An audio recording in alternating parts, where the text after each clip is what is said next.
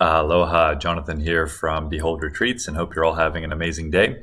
One of the questions I get asked a lot is, should I attend an ayahuasca retreat or should I consider a Bufo Alvarius or 5-MeO DMT retreat? So I just thought I'd share a few insights with you, and hopefully that proves helpful to you in terms of helping you select a medicine and a retreat that's right for you. Now, let's just start by sharing that these are both very powerful medicines, definitely two of the most powerful medicines on the planet, and they're used for healing, for personal growth, and spiritual awakening. They're all relevant for all of these purposes. Now, that being said, I would very much recommend that each of you do your own research in relation to the challenges that can arise with these medicines. There's more commercial organizations that are out there that I would say are amplifying the benefits and kind of downplaying some of the challenging experiences that can arise. So just be conscious of that and spend some time and energy educating yourself so you know what you are signing yourself up for. And number 3, just make sure that you know your why in a very deep way so you understand your intentionality and motivations ahead of signing up for a retreat. Now, that being said, let's jump into a bit of a comparison of the medicines. Now, in terms of ayahuasca, it's a medicine that is drunk versus 5-MeO DMT or Bufo, which is a medicine that you smoke. They're both very powerful experiences, but generally speaking, 5-MeO DMT is recognized as 4 to 6 times more powerful than ayahuasca. So it's a very powerful experience. Now, the length of the ceremony is also quite different. With ayahuasca, it tends to be a 4 to 6 hour ceremony that you participate in as part of a broader group. We do private ayahuasca ceremonies as well, but most clients tend to do ayahuasca in a group sort of a context. And with 5-MeO DMT, we do private as well as group retreats, but the ceremonies themselves are more individualized. And that's because the actual experience itself is something like 20 minutes in terms of the peak experience. Now, that being said, during a breakthrough experience, you don't really have any concept of time. And so while, it's 20 minutes in terms of time passed on the clock, it doesn't necessarily feel that way from more of an experiential perspective. Now, in terms of the experience, with ayahuasca, it tends to be more of a physical experience. The medicine begins to work first on the level of the body. And as a result of that, there's some purging involved, which you're probably already aware of. And also, I would describe, the experience when we begin to work with ayahuasca, you're able to navigate your own consciousness to a greater extent. 5-MeO DMT, by contrast, is, I think, a more neurological experience. It does, of course, do things and have benefits for your body as well, but it's quite different in terms of the experience itself. So really, we have no choice but to surrender during a breakthrough experience and to totally let go of our ego and experience, hopefully, what is known as an ego death, which is one of the strongest determinants of the lasting benefits from these experiences. But also, it's worth recognizing that we don't necessarily have as much capacity to navigate as we begin to work with this medicine, because it is such a powerful experience. So with ayahuasca, there's a bit more of a back and forth, if you will, in terms of what's happening, whereas with 5-MeO DMT, it tends to be more that we're being shown something. And that, of course, can relate to the intention that we've sent ahead of the experience, but it doesn't necessarily mean that that's always the case.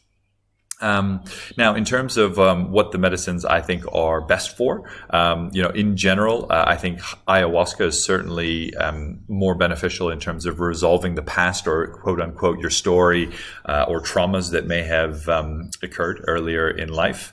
It's better for detox because, as I mentioned, it's really working on the physical body, and so moving a lot of impurities from our physical body out, and also best for physical healing. So if there's any sort of physical ailments that you've done your research on and believe that ayahuasca may be beneficial for, then that's probably the best path for you.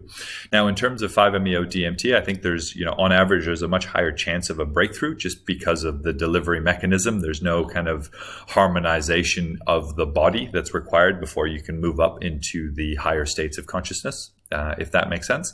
And also non-duality, right? So non-duality is when we speak about subject-object disappearing. So we're kind of moved into oneness with the universe, which is a pretty spectacular and incredible experience to be shown, what we truly are, rather than the mind and the body and even connection to spirit. It kind of can expand us into a much more profound spiritual, mystical experience.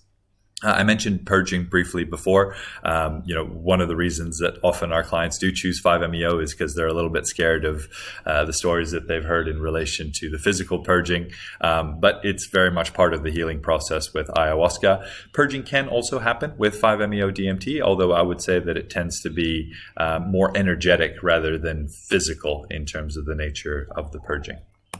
Now, through the conversations that I've had with many past clients, they've often pushed me to, okay, yes, you've given me some context here, but like, what do you recommend? And so, what I typically recommend for friends and for clients as well is, look, if you're really kind of can't decide between the two, then I would generally recommend 5-MeO DMT, unless you're specifically looking for resolution of the past or physical healing. Now, that being said, again, this is a very personal decision. Very much recommend that each and every one of you does your own research and comes to your own decision in relation to exploration of medicine.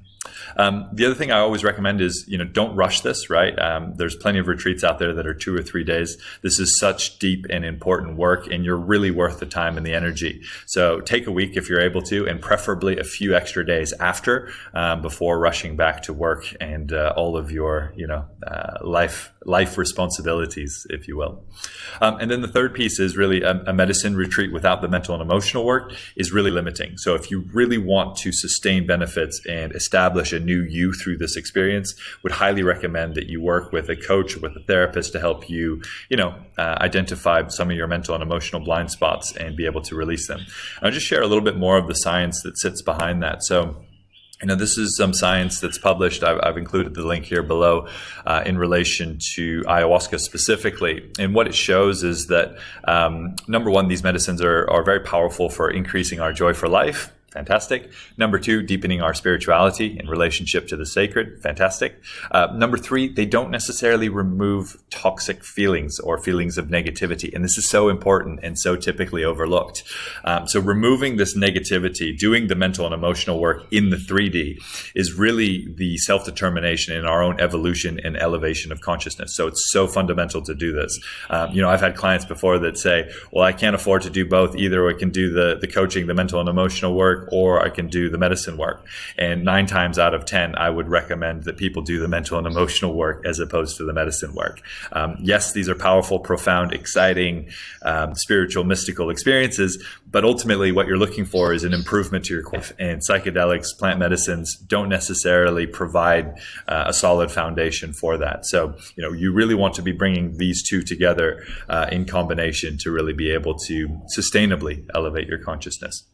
Unfortunately, there's lots of people out there who've done 20 years of psychedelics and plant medicines, and they're still full of negativity, judgment, scarcity, all of the sorts of things that, that we're looking to heal within our own consciousness so that we can participate in the world and the game of life in the way that we want to be. And this is challenging work, rewiring decades old patterns, limiting beliefs, and all of those lower leveled emotions that have come from, intergenerational trauma, early childhood trauma, experiences in life, the shame, the guilt, the fear, all of those sorts of things that we know exist within our being, the negative self-talk, all of those sorts of things. We really do benefit from guidance to be able to get those deeper mental and emotional breakthroughs, learn the tools in preparation for retreat, and then to be able to anchor that back in the 3D so that we can live each day with more love, more health, more peace, purpose, abundance, all of those sorts of good things. So hopefully that's been helpful to all of you. And if a couple next steps that I would recommend if if you'd like to continue your exploration. As I mentioned before, do some of your own research on these medicines. It's important that you reach your own conclusions. These are two very powerful medicines, so you might also consider psilocybin, a psilocybin retreat, which is a bit of a softer entry point. If you're ready for a retreat, go ahead and check out our upcoming retreats and upcoming dates. We'd love to have a chat with you to see if we're a mutual fit. And otherwise, if you'd like to learn a little bit more about consciousness or how to get the most out of working with plant medicine, perhaps check out our webinar or some of the other content that we have here on the website. So hope you all have an amazing day. Hope that's been of some small service to you, and wishing you much love and aloha.